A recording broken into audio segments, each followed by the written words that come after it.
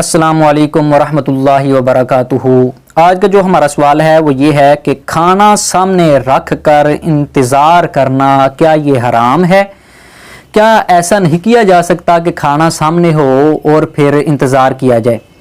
بہت سے پڑھے لکھے لوگ جو ہیں وہ اس بات کو کرتے ہوئے، اس بات کا اطلاع کرتے ہوئے نظر آتے ہیں کہ وہ کہتے ہیں کہ جب آپ کے سامنے کھانا ہو تو پھر کوئی بھی بات نہ کی جائے، کوئی کلام نہ کیا جائے۔ اس پر تو میں نے پہلے ویڈیو بنا دی تھی، اور یہ بھی یہ کہتے ہیں ساتھ کہ جب آپ کے سامنے کھانا ہو تو پھر انتظار نہ کیا جائے۔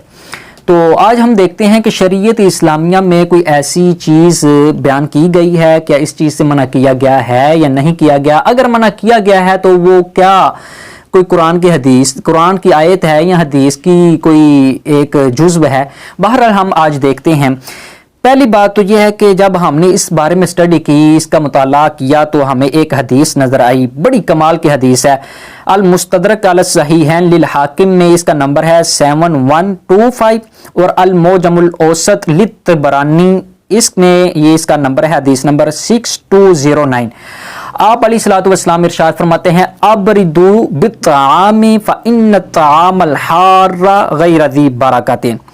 آپ علیہ الصلوۃ والسلام فرماتے ہیں کہ کھانے کو ٹھنڈا کر لیا کرو، کیونکہ جو گرم کھانا ہے وہ برکت والا نہیں ہوتا۔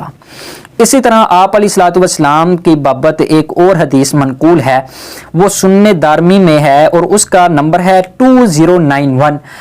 ان اسماء بنت ابی بکر انہا کانت اذا اتیت بسرید امرت به فغطی حتی یذهب فورۃ ودخانہ وتقول انی سمعت رسول اللہ صلی اللہ تعالی علیہ وسلم یقول هو اعظم للبرکہ۔ حضرت اسماء بنت ابی بکر رضی اللہ تعالی عنہا کے پاس جب کوئی کھانا، سرید ایک قسم کا کھانا ہوتا ہے، جب وہ کھانا لایا جاتا تو آپ اس کو ڈھانپنے کا حکم دیتی، حتیٰ کہ اس کا جو دھواں ہے اور اس کی جو گرماہٹ ہے، گرمی ہے، وہ چلی جاتی، اور آپ ساتھ یہ ارشاد فرماتی انی سمیت رسول اللہ صلی اللہ تعالی علیہ وسلم یقول هو اعظم للبرکہ۔ میں نے نبی کریم صلی اللہ تعالی علیہ وسلم سے یہ سنا ہے کہ ٹھنڈا کھانا جو ہے یہ برکت میں زیادہ ہوتا ہے، یعنی اس میں عظیم برکت ہوتی ہے۔ تو گرم کھانے میں برکت کم ہوتی ہے، ٹھنڈے کھانے میں برکت زیادہ ہوتی ہے۔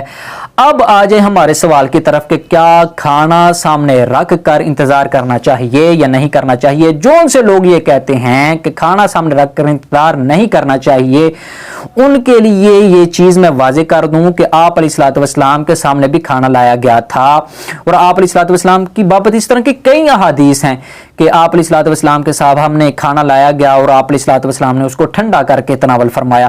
اور پھر اسی طرح حضرت اسماء بنت ابی بکر رضی اللہ تعالی عنہا کی حدیث مبارکہ بھی ہم نے یہ دیکھی ہے، سنی ہے، اور پھر آپ کو سنائی بھی ہے۔